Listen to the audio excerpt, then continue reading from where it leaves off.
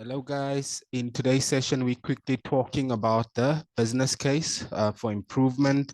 So basically in our previous video we talked about how do you do business process improvement. You always need to start with your as is state.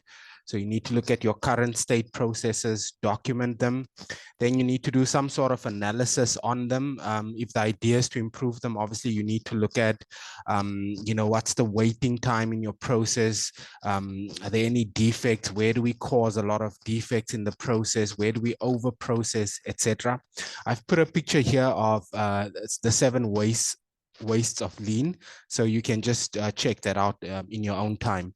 But basically this is your as is process, or one of them, and you've done this analysis. You've looked at, where do we have exorbitant waiting times and unnecessary. Remember, you don't want to make your customer wait for too long, because competition is rife in the business world. They will find an alternative to you. Defects, customer service levels. You look at data, physical data that you can get out of the organization that quantifies the mess that is your as is processes. So eventually you get to a point where you workshop it with business stakeholders, and other SMEs in the organization, and through research as well. And you get to future state process designs. And in your future state, you obviously, you've applied your lean methodology as an example, and you've really simplified your processes, and you've even identified potentially where you can use other technologies. So here we're talking about workflow management as an example, but it could be any technology.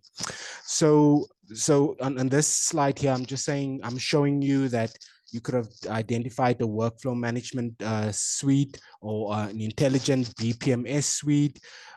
Your solution could potentially be around robotic process automation, where I'm toggling right now, where we have the likes of Automation Anywhere, UiPath. There's quite a few of these guys out there. You could also potentially be interested in a CRM technology. The purpose of this presentation is to say to you, you can't just go and procure technology. Maybe I'm speaking and preaching to the converted, but I feel that these days in some organizations, there's just, like people just want to go and buy technology, but they don't really understand what is the problem that they want to solve. Or how much is that problem currently costing us if we do nothing? And then what is, the solutions out there, and then what is the solution, what is the solution going to bring in terms of quantifiable benefits to the organization?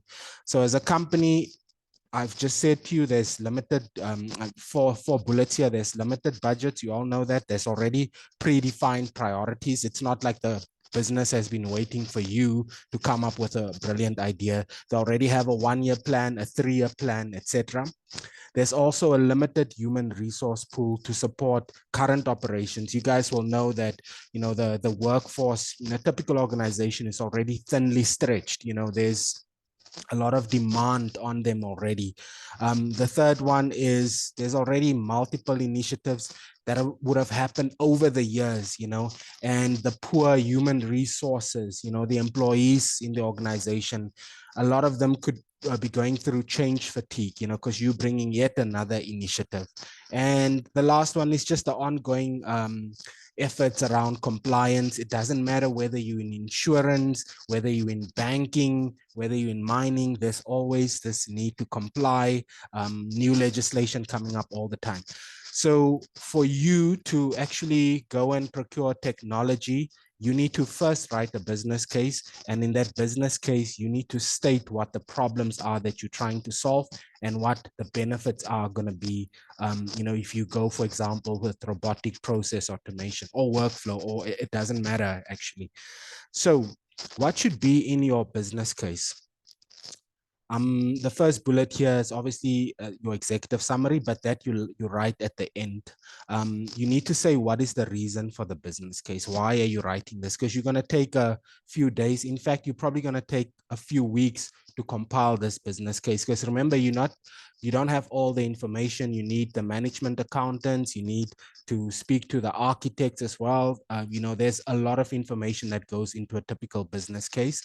So what is the reason for the business case? Then you need to show your executive management that there could be several options, but option one is do nothing. If we do nothing, how much is this problem going to cost us over the years, and so forth and so forth.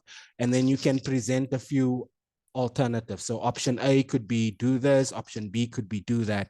And then you would have to, obviously, you're the one who's writing this document and you're the one who's been solutioning this conceptually and in your head. So you need to say what the preferred option is and what are the cost and benefits associated with that. The big one here is the investment appraisal. This is where you get your finance or your management accountant involved to help you with that. I'm going to go into the next slide.